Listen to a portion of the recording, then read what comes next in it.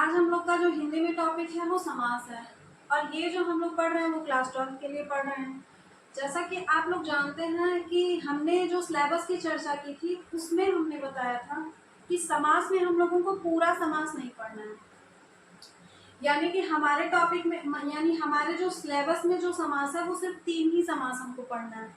एक कर्मधारय समास पढ़ना है, बहुब्रीहि समास पढ़ना है, और द्विगु समास, द्विगु नहीं सॉरी, अव्ययी भाव समास पढ़ना है। तो अव्ययी भाव समास, बहुब्रीहि समास और कर्मधारय, सिर्फ 3 समास ही हमारे सिलेबस में है जिनको हमको पढ़ना है।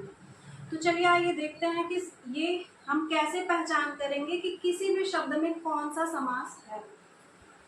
ठीक है, तो सबसे पहली बात कि समास क्या होता है। तो समास क्या होता है कि किसी भी दो शब्दों से, जब दो या दो से अधिक शब्दों का मेल होता है, यानी कि जब 2 शब्द या उससे ज्यादा के शब्द मिलते हैं तो वहां पे हमारा जो निर्माण होता है वो समास का निर्माण होता है, यानी कि वहां पे समास बनता है। ठीक है, संधि में वर्णों का मेल होता है लेकिन समास में शब्दों का मेल होता है। कैसे होता है, जैसे अगर हम एक एग्जाम्पल लेते हैं, राजकुमार, राजकुमार, और इसको हम तोड़ते हैं तो किसमें इसका हम लोग अगर मान लेते हैं ये जो होगा राजकुमार, ये क्या है, पूरा एक शब्द है, अभी तो एक शब्द है, लेकिन अगर हम इसको तोड़ते हैं तो इसको हम क्या कहेंगे, इसका जो समास विग्रह होगा वो किस फॉर्मेट में होगा, राजा का कुमार। ठीक है, यानी कि ये जो राजकुमार है इसको हम क्या कहते हैं, समस्त पद, यानी कि पूरा पद। राजकुमार हमारा समस्त पद हो गया। इसको जब हमने तोड़ा तो जो राजा है इसको हमने क्या कह लिया, पूर्व पद। कुमार को हमने क्या कह लिया, उत्तर पद। ठीक है, पूर्व पद मतलब पहला पद, उत्तर पद मतलब बाद का पद। ठीक है, अब ये का ने ही दोनों शब्दों को जोड़ के रखा है, और ये जो का होता है हम सबको पता है ये क्या है, विभक्ति है।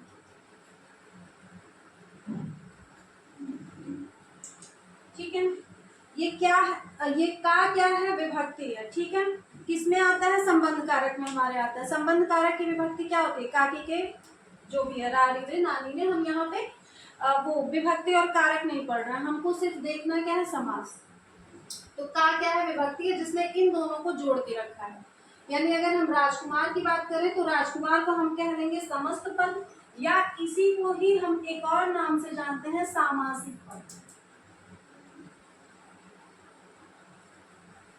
सामासिक पद हमारा हो गया राजकुमार, और ये इसको हमने जो इस फॉर्मेट में लिखा है राजा का कुमार, ये हमारा क्या कहलाता है, समास विग्रह।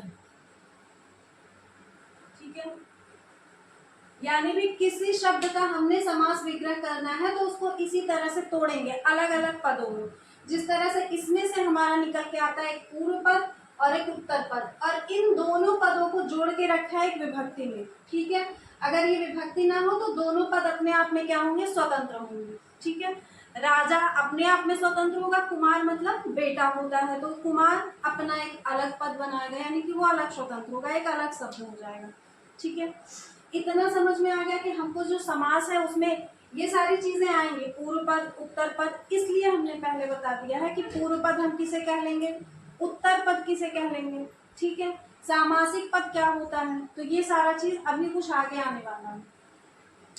अब बात करते हैं, हमने जब समास देख लिया कि जब 2 शब्द हमारे मिलते हैं तो समास बनता है। ठीक है, तो अब बात करते हैं कि समास हमारा कितने प्रकार का होता है, यानी कि अगर हम कह लें कि समास के कितने भेद होते हैं, तो मुख्यतः तो समास के हमारे 4 भेद होते हैं। ठीक है, मुख्यतः हमारे समास के कितने भेद होते हैं, 4 भेद होते हैं। वो कौन कौन से होते हैं, देखते हैं हम बारी बारी से। एक होता है हमारा क्या, अव्ययी भाव समास।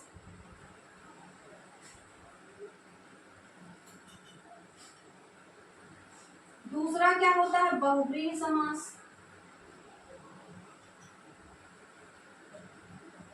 तीसरा क्या होता है हमारा, द्वंद्व समास।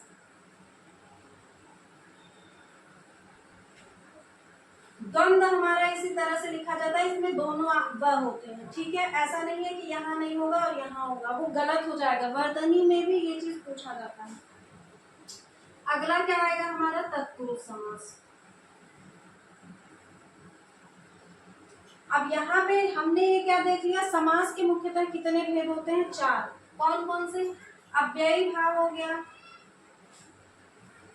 एबीडीटी, ठीक है। एबीडीटी समास हमारे कितने होते हैं, 4 होते हैं। एबीडीटी अव्ययी भाव समास, बहुब्रीहि समास, द्वंद्व समास और तत्पुरुष समास। इसमें से जो तत्पुरुष समास होता है, फिर यहाँ से हमारे 2 नए समास निकलते हैं, ठीक है। तत्पुरुष समास के 2 और भेद होते हैं, जिसमें से हम पहले को कह लेते हैं कर्मधारय समास, और अगला आता है द्विगु समास। यानी कि अगर बात कर ले हम, तो भेद हमारे मुख्यतः तो 4 होते हैं, लेकिन कुल भेद कितने होते हैं, 6 होते हैं। मेनली एग्जाम में हमारे कितना लिखा जाता है, 4, ठीक है। तो समास के कितने भेद होते हैं, 4। अगर 4 ऑप्शन में नहीं है, तब हम किसके साथ जाएंगे, 6 के साथ जाएंगे, ठीक है। क्योंकि ये दोनों समास कहाँ से निकले हैं, तत्पुरुष समास से ही निकले हैं, ठीक है। तो ये हो गई हमारे समास के भेद की बात। अब ये जो 4 समास एबीडीटी हो गए हैं, इनमें से हमको सबको नहीं पढ़ना है, क्योंकि हम क्या कर रहे हैं, किसी कंपटीशन की तैयारी तो नहीं कर रहे हैं, हमको सिर्फ क्लास 12 को कवर करना है अभी फिलहाल।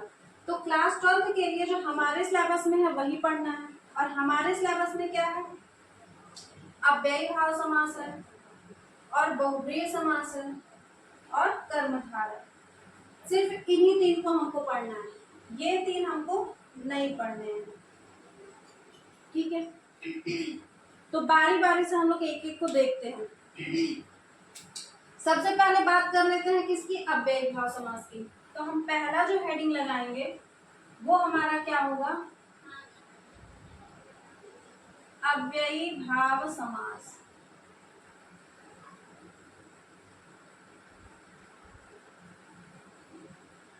ठीक है। हेडिंग लग गया हमारा अव्ययी भाव समास। अब अव्ययी भाव समास हमको पता कैसे चलेगा, वह उसीलिए तो हम आए हैं। तो अव्ययी भाव समास में हमारा जो प्रधान पद होता है वो पूर्व पद प्रधान होता है। पूर्व पद प्रधान होने का मतलब क्या है, अभी हमने बताया कि पूर्व पद। अब देखिए यहाँ पे अगर हम राजा की बात ना करें तो कुमार, किसका कुमार, तो उसके लिए हमको आना पड़ेगा कि राजा का कुमार, ठीक है। तो उसी तरह से पूर्व पद प्रधान है, यानी कि पहला पद जो होगा उस पे सबसे ज्यादा फोकस किया जाएगा, ठीक है। यानी कि पूर्व पद के बिना उस शब्द का जो अर्थ होगा वो लगभग लगभग निरर्थक ही रहेगा, ठीक है। और इसको हम पहचानने के लिए कह सकते हैं कि जो अव्ययी भाव समास हमारा होता है, वो पहला पद हमारा इसमें जो होता है वो कोई ना कोई क्या होता है, विभक्ति होता है, ठीक है। पहला पद क्या होता है, हमने क्या कह लिया, पहला पॉइंट तो होगा कि इसमें पूर्व पद प्रधान होता है। अगला हम कह सकते हैं कि जो पहला पद प्रधान है वो पूर्व पद हमारा या तो कोई क्या कहते हैं, उपसर्ग हो सकता है, या तो कोई विभक्ति हो सकती है, ठीक है। अव्ययी भाव समास की पहचान क्या है कि पूर्व पद प्रधान होगा, और पूर्व पद या तो उपसर्ग होगा और या तो कोई अव्यय होगा। अब ये अव्यय और उपसर्ग क्या होते हैं, उपसर्ग और प्रत्यय आप लोग पढ़ेंगे तो वहां से पता चलेगा कि उपसर्ग क्या होता है। जैसे जैसे हम इसके एग्जाम्पल में क्या ले सकते हैं,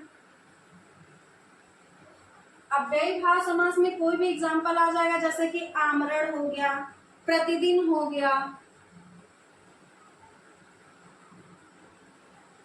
प्रतिदिन। अब इसमें जो प्रति है ये क्या है, हमारा उपसर्ग है, ठीक है। इसकी एक ट्रिक भी आती है, बेसिकली इतने से ही हमारे एग्जाम में मिल जाएगा। उसको हम क्या कहेंगे, आ, प्रति, अनु, भर, यथा।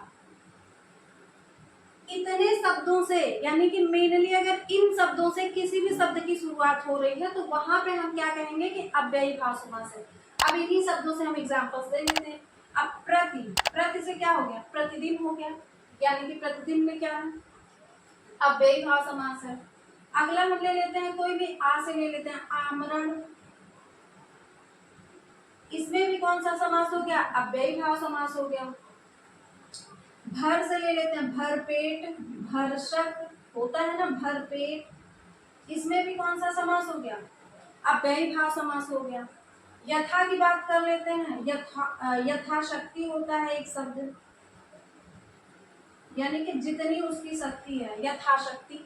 इसमें भी कौन सा समास हो गया, अव्ययी भाव समास। तो अगर यथा नहीं है तो शक्ति क्या होगा, अपने आप में एक अलग ही उसका महत्व होगा या एक शब्द होगा, उसका कोई अर्थ नहीं होगा। ठीक है, शक्ति मतलब शक्ति। तो अव्ययी भाव समास की खास बात यह है कि इसका जो पूर्व पद होता है वो प्रधान होता है, और पूर्व पद प्रधान होने के साथ साथ जो पहला पद होता है वो क्या होता है, कोई ना कोई उपसर्ग होगा या अव्यय से शुरुआत होगी इस शब्द की। और वो भी क्या हो सकते हैं हमारे, आ प्रति अनुभर यथा। हम लोग क्या याद करेंगे, आ प्रति अनुभर यथा से अगर किसी शब्द की शुरुआत हो रही है बेसिकली, लेकिन वहां पे हमको क्या आना चाहिए, तोड़ना आना चाहिए। अब आमरण में ऐसे नहीं कोई कहते कि आम और रण अलग अलग है, तो ये आ से ना शुरू होके आम से शुरू हो रहा है। ठीक है, इसमें जो हमारा क्या है, आमरण यानी कि मृत्यु तक। आमरण का मतलब क्या होता है, मृत्यु तक होता है। ठीक है, तो यहाँ पे इन शब्दों से अगर क्या हो रही है, किसी भी शब्द की शुरुआत हो रही है, तो वहां पे हमारा कौन सा समास आएगा, अव्ययी भाव समास आएगा। ठीक है, अब बात कर लेते हैं, अव्ययी भाव समास एकदम क्लियर है। अव्ययी भाव समास हमारा क्या है, एकदम क्लियर है। अगर किसी को क्या करना है, अब देखते हैं अगला जो हमारा आएगा वो कौन सा आएगा।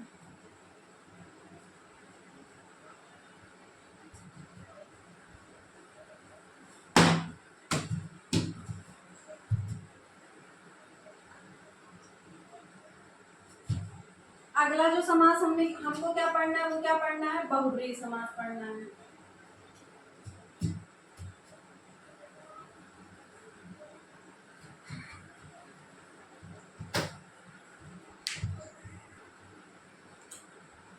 बहुब्रीहि समास की पहचान हम लोग कैसे करेंगे, बहुब्रीहि समास में दोनों पद क्या होते हैं, यानी कि पूर्व पद और उत्तर पद दोनों पद क्या होते हैं, अप्रधान होते हैं। यानी कि कोई भी पद इसमें जो ना पूर्व पद प्रधान होगा ना तो उत्तर पद प्रधान होगा। तो अगर दोनों पद प्रधान नहीं है तो क्या होगा, तो वो किसी तीसरे पद की ओर इशारा करेंगे, यानी कि उसमें जो अर्थ निकलेगा वो किसी तीसरे की ओर निकलेगा। ये दोनों पद मिलकर, पहला पद और उत्तर पद दोनों पद मिलकर के किसी तीसरे पद की ओर जब इशारा करेंगे तो वहां पे हमारा कौन सा समास होगा, बहुब्रीहि समास होगा। तो यहाँ पे हम क्या लिखेंगे कि दोनों पद क्या होते हैं, अप्रधान होते हैं। यानी कि ना तो पूर्व पद प्रधान हुआ और ना तो उत्तर पद प्रधान हुआ। तो जब दोनों पद अप्रधान है तो प्रधान क्या हुआ, कोई भी तीसरा पद।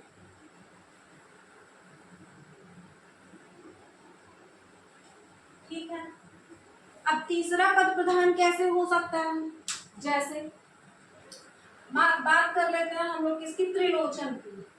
ठीक है,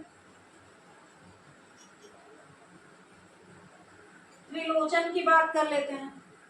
त्रि मतलब तीन, इसको हम कैसे तोड़ेंगे, त्रिलोचन यानी कि तीन नेत्रों वाला। लोचन मतलब क्या होता है, आंख का पर्यायवाची है, यानी कि ठीक है। और त्रिलोचन किसको कहा जाता है भाई, तीन आंख वाला। हम लोग किसको कहते हैं, भगवान शिव को कहते हैं।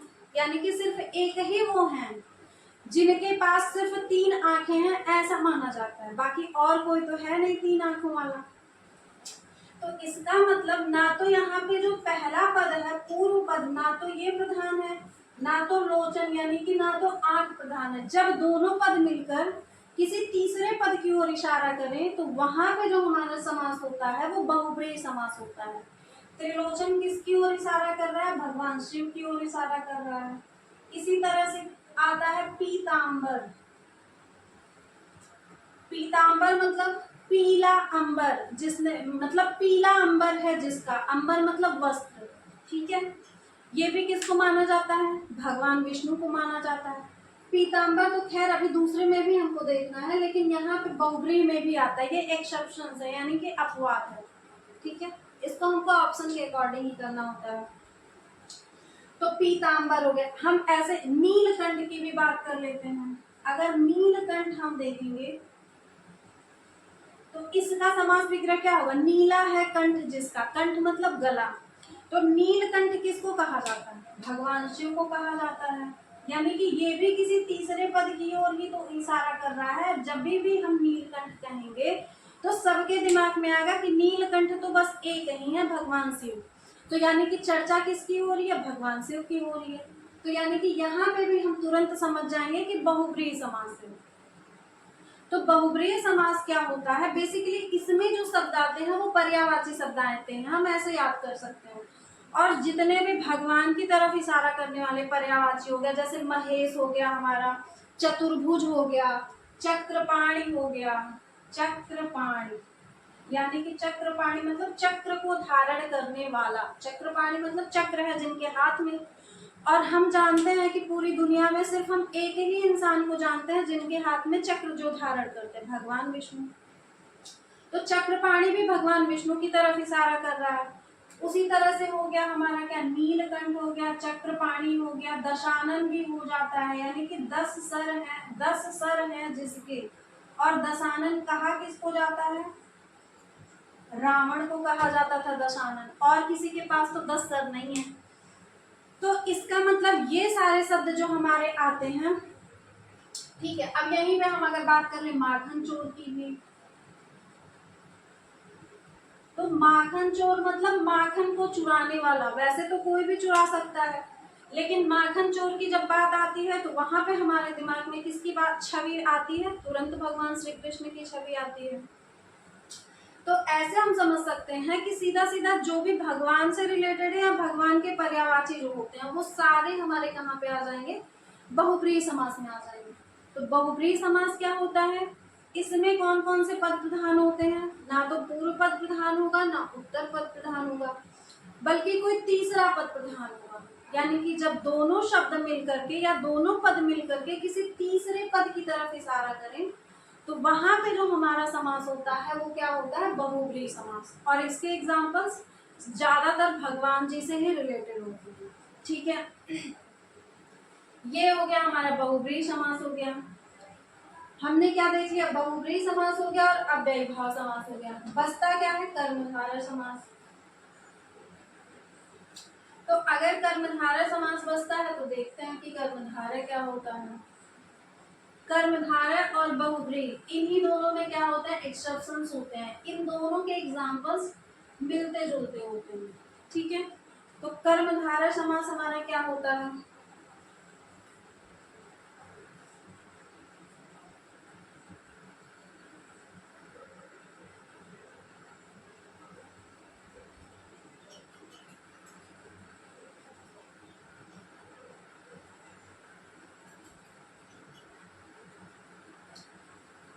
कर्मधारय समास, कर्मधारय समास में भी क्या होता है? उत्तर पद प्रधान होता है। यानी कि उत्तर पद मतलब हमने बता दिया पूर्व पद और उत्तर पद।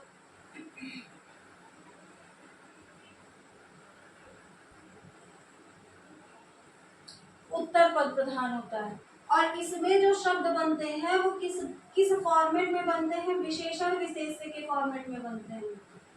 विशेषण विशेष्य, यानी कि यहाँ पे जो शब्दों का संकलन देखने को मिलता है वो विशेषण और विशेष्य के रूप में होता है।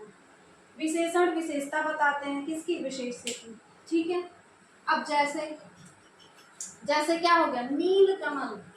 अगर हम बात कर लेते हैं एग्जाम्पल्स की समझना, तो एग्जाम्पल से ही है, क्योंकि एग्जाम में हमारे परिभाषा तो आएगा नहीं, सिर्फ एग्जाम्पल आएगा कि इस शब्द में कौन सा समास है। ठीक है, तो अब बात कर लेते हैं नीलकमल की। नीलकमल मतलब नीला कमल। अब यानी कि ये नीला क्या बता रहा है? कमल की विशेषता ही तो बता रहा है। तो यानी कि जो पूर्व पद है वो क्या होता है? विशेषण होता है, और जो उत्तर पद होता है वो क्या होता है? विशेष्य होता है। कहाँ पे? कर्मधारय समास में। यानी कि कर्मधारय समास में हमारा पूर्व पद विशेषण होता है और उत्तर पद विशेष से होता है। तो प्रधान क्या हुआ? कमल ही तो हुआ, क्योंकि अगर कमल ना हो तो नील जो है ये हम किसकी विशेषता की बात कर रहे हैं, तो उसके लिए विशेष से का होना जरूरी है। ठीक है, तो इसीलिए माना जाता है कि इसमें जो है वो भी उत्तर पद ही हमारा क्या होता है, प्रधान होता है। अब देखते हैं, अब यहाँ पे अभी हमने कहा है क्या, पीतांबर। अगर पीतांबर हम देखते हैं, पीतांबर मतलब पीला वस्त्र। अभी हमने तो कहा कि पीला वस्त्र जिसने भी धारण किया है, ठीक है, पीला वस्त्र।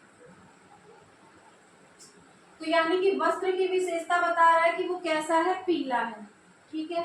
तो इसलिए भी यहाँ पे माना जाता है कि पीतांबर में कौन सा समास है, कर्मधारय।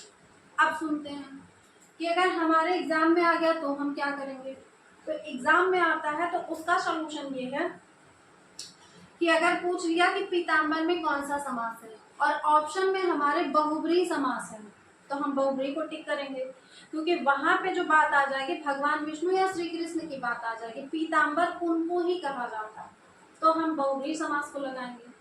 अगर ऑप्शन में बहुब्रीहि समास नहीं है तो हमने बताया कि समास जो आएगा वो 3 नंबर का हमारा एमसीक्यू आएगा, मतलब मल्टीपल चॉइस क्वेश्चन आएंगे। और अगर हमारे वो नहीं है, बहुब्रीहि ऑप्शन में नहीं है, तो हम किसके साथ जाएंगे, कर्मधारय के साथ जाएंगे। अब एक तीसरा पॉइंट भी आता है कि ऑप्शन ही है और होते तो 4 हैं, तो अगर दोनों एक साथ दे दें किसी ऑप्शन में, यानी कि बहुब्रीहि और कर्मधारय दोनों एक साथ दे दें, तो जो हमारा आयोग मानता है फर्स्ट प्रायोरिटी किसकी मानी जाती है, बहुब्रीहि की, तो हम पीतांबर में किसके साथ जाएंगे, बहुब्रीहि के साथ जाएंगे। वहां पे हमको कर्मधारय को छोड़ना पड़ेगा, इस बेचारे के साथ में अन्याय करना पड़ेगा और हम किसके साथ जाएंगे, बहुब्रीहि समास के साथ जाएंगे। ठीक है, क्लियर हो गया कि जहां पे एक्सेप्शंस की बात आएगी वहां पे हम लोग किसके साथ जाएंगे, अगर दोनों ऑप्शन में है तो हमारी फर्स्ट प्रायोरिटी होगी कि हम किसको चुनेंगे, बहुब्रीहि समास को ही चुनेंगे। ठीक है, और इसके कुछ एग्जांपल्स देख लेते हैं। जैसे आ गया नील गाय, गाय की विशेषता बता रहा है कि गाय कैसी है, नीली है, ठीक है। तो यहाँ पे भी क्या हो गया, हमारा कर्मधारय समास हो गया। ये सब हमारे जो एग्जांपल्स आते हैं, जो भी किसी विशेष की विशेषता बताते हैं, वो हमारे सब किस में आ जाते हैं, कर्मधारय समास में आ जाते हैं। नील कमल, चरण कमल, नील गाय, पीतांबर, ठीक है। अब मान लेते हैं जैसे किसी के मुख की क्या कहते हैं विशेषता बताई जाए, चंद्रमुखी, तो वहां पे जो मुख है उसकी विशेषता बताई जा रही है कि वो किसकी तरह है, चंद्रमा की तरह है। चंद्रमुखी किसी का नाम या किसी मूवी का नाम नहीं। अगर यहाँ पे आता है चंद्रमुखी तो हम कौन सा समास लगाएंगे, कर्मधारय समास। क्यों, क्योंकि मुख की विशेषता बता रहा है कि वो कैसा है, चंद्रमा के समान। ठीक है, तो ये था हमारा समास का टॉपिक, जो कि क्या हो गया है, खत्म। यानी कि क्यों, क्योंकि हमको सिर्फ 3 ही समास पढ़ने हैं और वो बहुत ही छोटे छोटे थे। तो उम्मीद करते हैं कि आप लोगों को समझ में आया होगा समास, और क्वेश्चन आप लोगों के एग्जाम में समास से रिलेटेड गलत नहीं होंगे। Thank you.